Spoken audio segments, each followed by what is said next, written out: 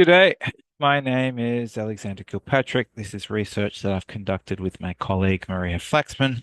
This is a practice run for a conference that is on this Sunday, where we're looking at the exception of humor, iconicity, phonemic surprisal, memory recall, and emotional associations.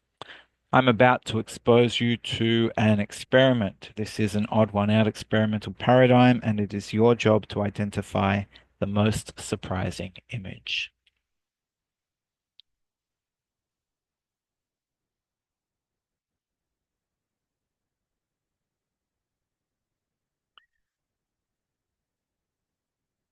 Now, each of those images was shown for 500 milliseconds, and hopefully you identified this image of my youngest daughter, Nicola, refusing to sink her teeth into an uncooked eggplant.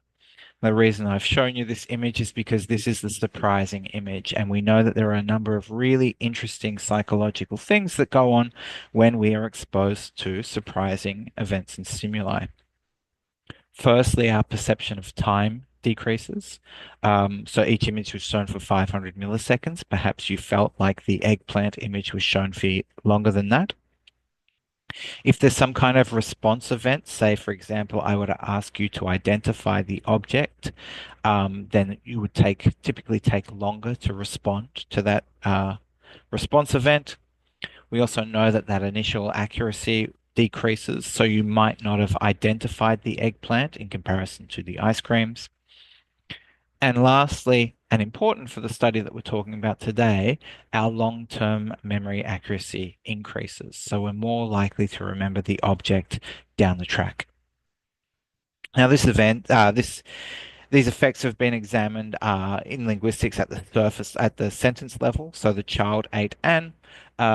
Without being exposed to that prior experiment, you might expect the next word to be something like ice cream or apple. However, when we are shown or when we hear a word that is unexpected given its context, that constitutes a heavier cognitive load. This is through the lens of the cognitive load hypothesis, compared to when a word is highly expected or predictable, such as an ice cream in this context, that is a lighter cognitive load. Essentially, when we're exposed to something surprising, there is a heavier cognitive burden on the experiencer in these cases. Now, while this has been pretty well looked at the sentence level, my particular interest is looking at within word probabilities. Um, so today we're going to be talking about the probability of one phoneme following another, or although it might be one speech sound following another. And what I'm interested in kind of answering the question of, does that cognitive load effect apply when it's within word probability? So when we have an unexpected sequence of sounds or an unexpected sequence of phonemes, does that constitute a heavier cognitive load? I typically look at this question and frame it through the lens of information theory, which comes from Claude Shannon.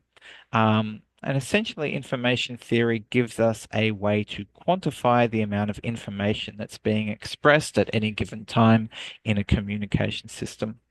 Researchers who look at this typically do it using surprisal and entropy. However, today we're only going to be talking about surprisal, and walk you through that equation right now.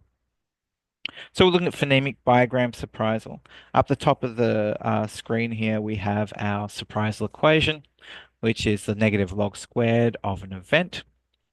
So that event here, represented by P, is the percentage chance of one phoneme following another. So for example, in American English, that high front I sound has a 19.9% chance of being followed by the velar nasal. Now, the logarithmic transformation is a reasonably simple transformation. I like to think of it as a coin flip, because if I were to flip one coin and the outcome of that coin flip were a heads, well, that has a 50% chance of occurring, and that event would carry one bit of information. Surprisal returns values in bits of information, so we have one bit of information. If I were to flip two coins and both coins were to come up as heads, then that would be worth two bits of information. Three coins, three heads, three bits of information, so on and so forth. So what we can do with that is we can transform those probabilities based on transitional probability of phonemes. We can transform those so that they give us how much information is being expressed at each bigram. So here we can note that that reasonably predictable velar nasal following that high front vowel at 20% chance, that has a low amount of information that's being expressed by that, whereas the velar plosive, the voiceless velar plosive, which is much less likely to occur, that has a higher amount of information that expresses more bits of information. And we can apply these calculations to each bigram within a word, sum up the total amount of information in those bigrams, and then calculate the average surprisal by dividing that number by the number of bigrams. And what we can do with this is create a data set that can be cross-referenced with any number of existing data sets with words. And so what we found is that increased average surprisal does seem to constitute a heavier cognitive load. It's associated with decreased accuracy and increased response time in decision tasks. We see the same effect in read aloud tasks. We see an association with increased age of acquisition, although there are other reasons rather than cognitive load why this might be. For example, infrequently occurring phonemes. These are things that we have less practice at over time, so it might take us longer to acquire those words that have them. But important for today's study is we see an increased accuracy in long-term memory tasks. So if you ask people to go away and come back, then they tend to remember those words made up of unpredictable sequences of sounds better than the ones that are made up of more predictable sequences of sounds. We're particularly interested in long-term memory uh, here because long-term memory tends to be associated with negativity in valence studies. And this is known as the negativity bias. So overall, when you have emotional words or events or stimuli, these tend to be better remembered than neutral events and stimuli. However, when it's a competition between positivity and negativity, or the negative words or the negative events, the negative stimuli, these tend to be remembered better than the positive ones. Um, People tend to argue that this is an evolutionary adaptation. It's more evolutionarily beneficial to remember things that are dangerous than it is to remember things that are positive, is the typical argument for the negativity bias in memory. So the questions here are, how does surprisal interact with negativity? So are words with high surprisal values, are they associated with more negative words? And if that's the case, well, is it negativity or is it surprisal that is driving the increased memorability of such words? The other question here is, what about humor? Because it makes sense that humorous words are made up of more surprising sequences of speech sounds. However, humorous words should also be associated with positivity. So, how does humor work in the relationship between surprisal and negative valence? So, the method for conducting these experiments, we combine the Sublex US, which is a really big corpus of spoken American English with the CMU Pronouncing Dictionary, which gives us the phonemes for standard American English. And we did that to obtain the frequency counts for each bigram and ultimately calculate surprisal on those bigrams.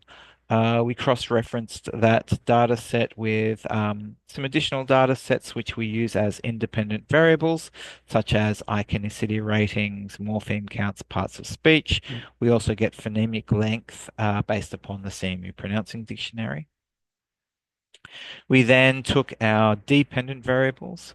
The first dependent variable comes from a memory recall experiment by Mike Cortez and colleagues, where they trained American English speakers on a list of words and then tested their memorability of those words at a later time.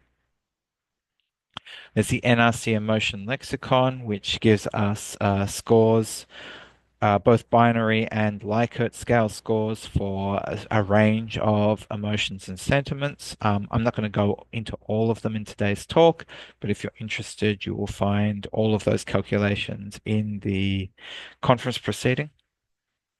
Glasgow norm gives us another Likert scale variable for valence and a humor study. Now, in this humor study, English-speaking participants assigned scores to words according to how amusing they are. So we have some examples here of some highly amusing words like booty, egghead, oomph, fruitcake, and gaggle, compared to some less amusing words such as gun, measles, kill, casket, and distrust. Now, I want to note here that this is a binary metric. We're not taking into consideration all of the various types of humor, just whether something is amusing or not, based upon that existing study. So the first multiple linear regression model, this uses valence as a dependent variable, and here we're testing whether there's a relationship between average surprisal and negativity. And indeed, we see a negative association. So words that are negative are more surprising. They're made up of more surprising sequences of speech sounds. We then did the exact same thing with humor, and we found that humorous words are more surprising. So humorous words are also made up of more unpredictable sequences of speech sounds.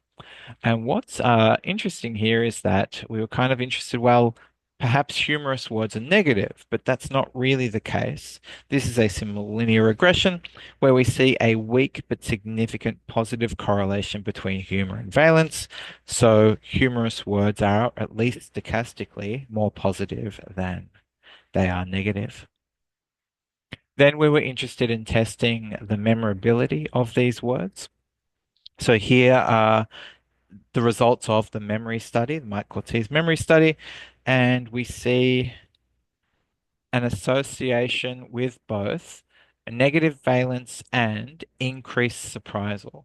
So both negative words and more surprising words are associated with increased memorability, and it seems that both of these factors are contributing to this outcome. We did the same thing with the humor variable to see if humorous words are more memorable and more surprising, and that is the case here. We see that humorous words are really very memorable, and their increased surprisal um, uh, is also a contributing factor to their memorability. So overall, what we found is that words with negative associations are memorable and surprising. We framed this in the negativity bias. That's still up in the air. We're still that's a relatively new finding, and it's not something that we're completely settled on. We see that humorous words behave like negative words in terms of both surprisal and memorability, despite being at least stochastically positive. So yeah, it's kind of this interesting thing where we find that negative words, although that they are positive, they tend to behave like words that have negative associations, both in terms of their memorability and their surprisal. Okay, I think that that's everything. The talk will go for 20 minutes. I am currently sitting at 14, which gives me 6 minutes for questions. I'm perfectly okay with that. All right, I suppose I will speak to you later. Goodbye.